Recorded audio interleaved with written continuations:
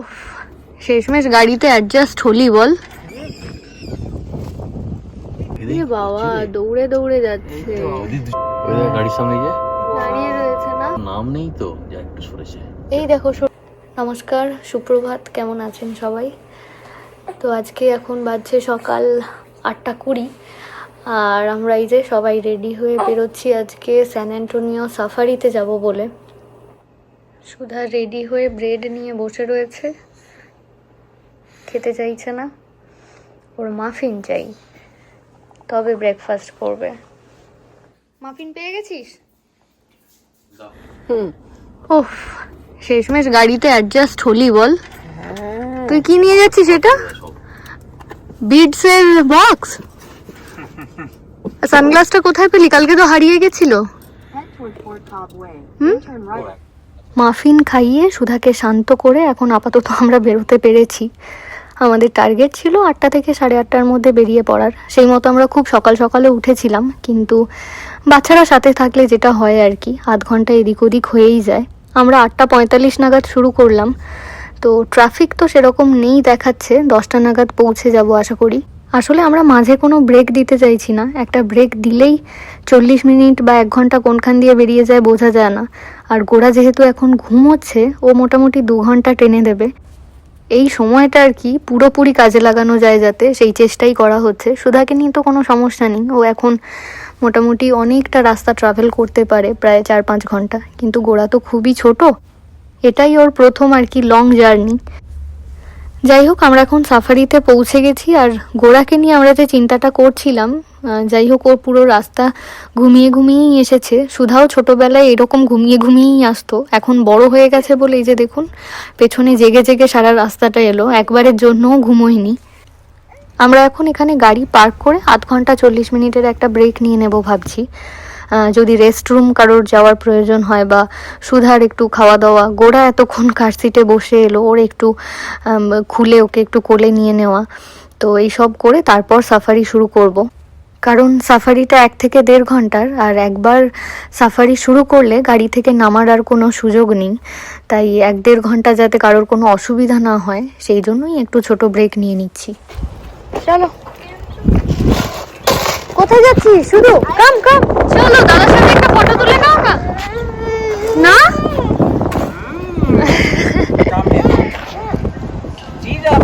চলো tiger,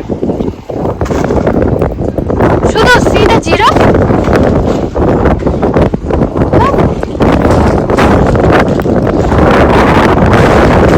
G for giraffe. See কত বড় জিরাফটা, এই দেখো। শুধু come see see the giraffe.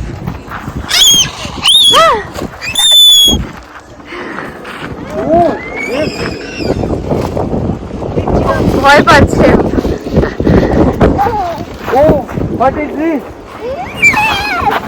চলো, গোড়াকে মায়ের কাছে রেখে আমি, বাপি আর সুধা একটু এদিক ওদিক ঘুরছিলাম। তো আমরা এখানে যখন ঢুকছিলাম তখন ঢোকার মুখেই দেখলাম যে 3-4টে জিরাফ দাঁড়িয়ে রয়েছে। আমি প্রথমে ভাবছিলাম ওটা হয়তো কোনো স্ট্রাকচার, কিন্তু দেখলাম যে না না, সত্যি সত্যি ওগুলো জিরাফ। তো ওখানে নিয়ে যেতেই সুধাকেও তো কান্নাকাটি শুরু করে দিল, ভয় পাচ্ছিল। তো ওখান থেকে ফিরে এসে এখন সবাই মিলে সাফারিটা শুরু করলাম। গুড টাইপের কিছু আছে, এই খাবারগুলো দিতে হবে। এই খাবার দেয়? হ্যাঁ হ্যাঁ, এই দেয়।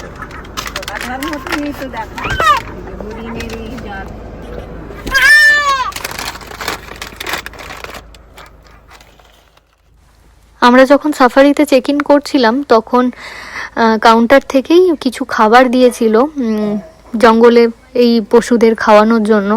তো সেটাই এখন ছড়িয়ে দিচ্ছে যাতে সামনাসামনি জীবজন্তুরা আসে আর কি গাড়ির আশেপাশে। আমরা এখানে চেক ইন করার সময় কাউন্টার থেকে একটা গাইড বুক দেওয়া হয়েছিল। সেই গাইড বুকের কভার পেজেই লেখা আছে আফ্রিকান সাফারি টেক্সাস স্টাইল।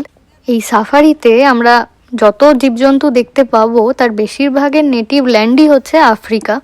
তো প্রথমে আমরা যেই জংলি ছাগল বলছিলাম আমরা যাকে, আমি বাড়িতে এসে গাইড বুক চেক করে দেখলাম ভালো করে, কারণ এই সাফারির সময় গাইড বুকটা সেভাবে ফলো করা যাচ্ছিল না।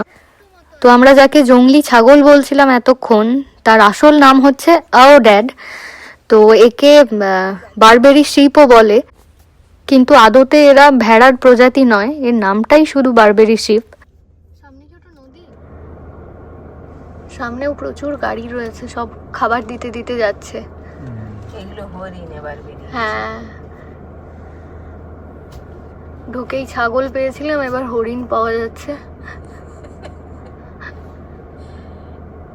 সামনে প্রায় খান 10 গাড়ি রয়েছে, জানালার সামনেই দেখা যাচ্ছে। সুধা দেখছিস? See the deer and the goats? আমাদের দেশে আমাদের এতে আছে, আমাদের আমাদের দেশে গরু ছাগলরা যেরকম ঘুরে বেড়ায় সেরকম আর কি। এই দেখ সিংওয়ালা হরিণ রে, সিং রে, দেখ। সুধা চুপচাপ হয়ে দেখছে, এদিকে আরো বেশি রয়েছে। গাইড বুকটা দেখলে কোনটা কি অ্যানিমাল সেটা বোঝা যাবে। শুধু এদিকে এসো, তুমি এদিকে এসো, গোড়াকে দিদু নিয়েছে, তুমি এদিকে এসো, জুতোটা খোলো। হ্যাঁ, এবার দেখো তুমি, এই তো সে হ্যালো, সে হ্যালো। হ্যাঁ, অনেকটা নিচে নামতে হবে মনে হয়। আমি তো ভাবছিলাম ওই নীল নীল ওটা হয়তো লেক টেক হবে কিছু। গোড়া দিদুর সাথে সাফারি করছে।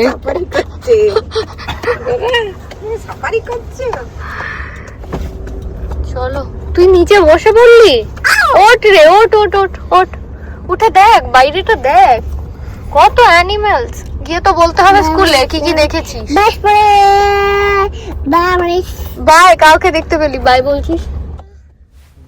এখন জঙ্গলের মধ্যে খুবই ধীরে গাড়ি চলছে, 5 মাইলস পার আওয়ার, যার ফলে আমরা কেউ সিট বেল্ট ব্যবহার করছি না। আর আমি গোড়াকে মায়ের কাছে দিয়ে সুধাকে মাঝখানে সিটে নিয়ে চলে এসেছি। ও সাফারির থেকে এই যে স্বাধীনতাটা পেয়েছে চলন্ত গাড়ির মধ্যে, সেটাও বেশি এনজয় করছে। বাইরে সাফারি নিয়ে ওর কোনো মাথা ব্যথা নেই। কোলে উঠে বসলি কেন? ভালো লাগছে না দেখতে? হ্যাঁ, কোথায় কি করছিস? ওদিকে সামনে যেন লাফিয়ে পড়ে যাসনি। শুধু তুই এদিকে আয়। হ্যাঁ পিকাবু, এদিকে আয়, এদিকে আয়, বি কেয়ারফুল। এদিকে কি সুন্দর, দেখো কি সুন্দর লাগছে জঙ্গলটা, দেখো শুধু কি সুন্দর জায়গাটা।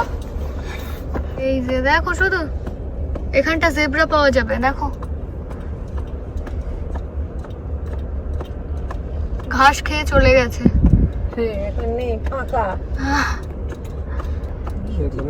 ফাঁকা, দর্শন দিল। জেব্রার এরিয়া ছেড়ে চলে এসেছি, জেব্রা একটাও দেখতে পেলাম না। এটা জিরাফের এরিয়ায় ঢুকছি। আমরা প্রথমে ঢুকেই বেশ কয়েকটা জিরাফ দেখেছিলাম, এবার দেখা যাক জঙ্গলের মধ্যে জিরাফ পাওয়া যায় কিনা দেখতে। এখানে জিরাফ দেখতে পাওয়া যাচ্ছে 3টে, না তিনটেই তো, 3টে, আর ওদিকে একটা ছোটটা দেখা যাচ্ছে না। 3টেই দেখা যাচ্ছে এখান থেকে আপাতত। ওই যে একটা ছোট্ট জিরাফ, শুধু দেখো মায়ের সাথে জিরাফটা দাঁড়িয়ে আছে। হ্যাঁ জিরাফ, জি ফর জিরাফ। জিরাফের এরিয়াটা শেষ করে আমরা এখন যেখানে এসেছি সেখানে প্রায় 2-3 ধরনের হরিণ দেখা যাচ্ছে, যদিও খুব দূর থেকে দেখা যাচ্ছে, একদম ছোট ছোট।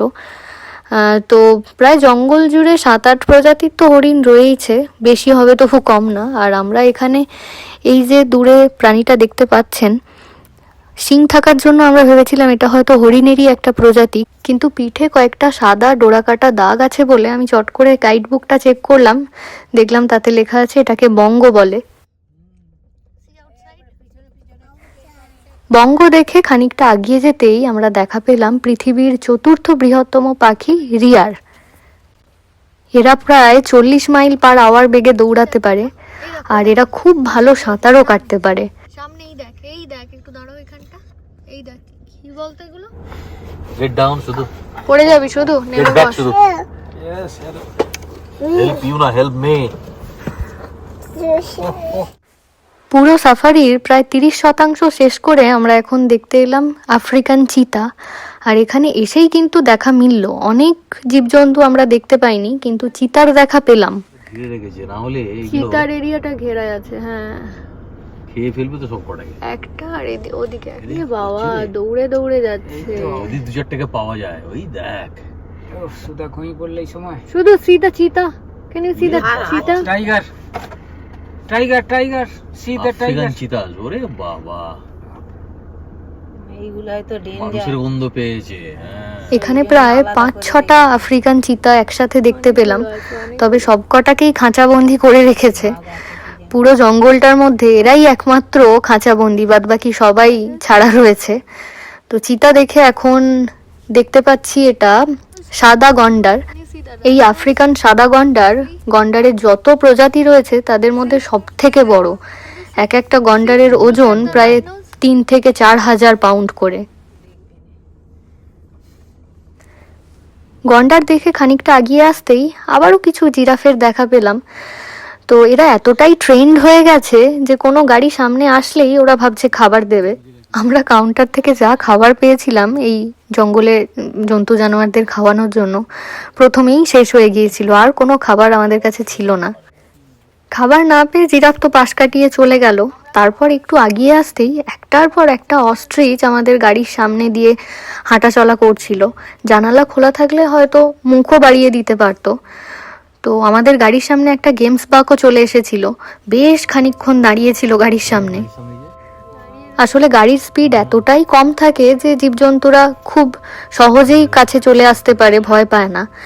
আর যতক্ষণ না রাস্তা ছেড়ে দিচ্ছে আমাদের পক্ষে গাড়ি চালিয়ে যাওয়াও সম্ভব নয়। গেমস বাগটা প্রায় মিনিটখানেক গাড়ির সামনে দাঁড়িয়ে থেকে নিজেই পাশ কাটিয়ে শেষমেশ বেরিয়ে গেল। শুধু আমরাই না, যারা যারা সাফারিতে এসছে প্রায় সবার সাথেই একই জিনিস হচ্ছে। আর সব থেকে দুর্ধর্ষ তো এই অস্ট্রিচগুলো, এরা তো কোনো কিছু তোয়াক্কাই করছে না, বরং ভয় হচ্ছে আমাদের না আমাদের উপর অ্যাটাক করে খাবার না পেয়ে। এ বাবা, কত বড় দেখো পাখিটা, ওর নাম নেই তো, যা একটু সরেছে। এই দেখো সরছে। সি সি সরেছে। সি, এই যে সাফারির আমরা একেবারে শেষ প্রান্তে চলে এসেছি। আর শুধু আমার কোলে বসে ঘুমিয়ে পড়ছিল, তাই শেষ মুহূর্তে মিনিট খানেকের জন্য একটু জানালাটা খুলে দিয়েছিলাম যাতে ওর ঘুমটা ভেঙে যায়।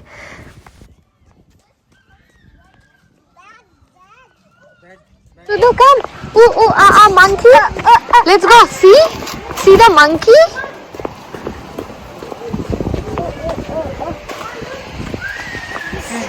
Monkey. See the monkey. See. Go. Say hello to the monkey.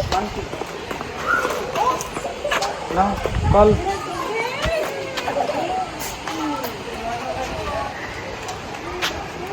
Say hello. Hello monkey.